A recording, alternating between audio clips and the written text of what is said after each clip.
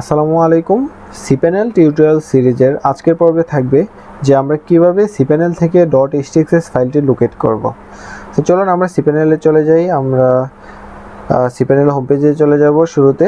তারপর হচ্ছে আমাদেরকে যে ওয়েবসাইটের বা যে ডোমেইনে .htaccess বের করতে চাই সেই ডোমেইনে চলে যাব আমরা। সো সর্বপ্রথম আমরা এখান থেকে ডোমেইন সেকশন থেকে ডোমেইনে চলে গেলাম।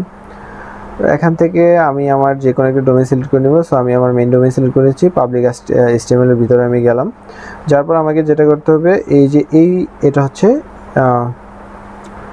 .htaccess file. সো অনেক ক্ষেত্রে দেখা যায় যে এই .htaccess ফাইলটা দেখা যায় না, .htaccess ফাইলটা দেখা যায় না।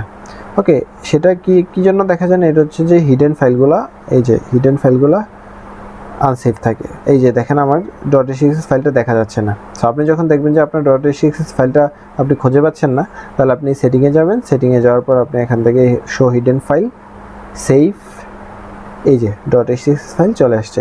তো এখান থেকে আপনি আপনার .htaccess ফাইলটা লোকেট করতে পারবেন এবং এডিট করতে পারবেন, ভিউ করতে পারবেন, সব কিছু করতে পারবেন। Okay, so this is the process. সো আপনারা যারা আমাদের ফিক্সিংস টিএফএন চ্যানেলটি এখনও সাবস্ক্রাইব করেননি তারা অবশ্যই আমাদের চ্যানেলটি সাবস্ক্রাইব করে দিবেন এবং তার পাশে থাকা বেল আইকনে ক্লিক করে দিবেন, যাতে আমাদের পরবর্তী ভিডিওগুলো আপনারা খুব সহজেই পেয়ে যান।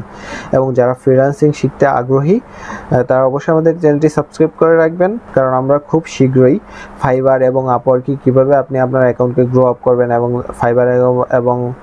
ফাইবার এবং আপওয়ার্কের ফাংশনালিটিসগুলো সম্পর্কে আমরা খুব সুন্দর সুন্দর ভিডিও নিয়ে আসবো। সো অবশ্যই আমাদেরকে ফলো দিয়ে রাখবেন। ধন্যবাদ। আসসালামু আলাইকুম।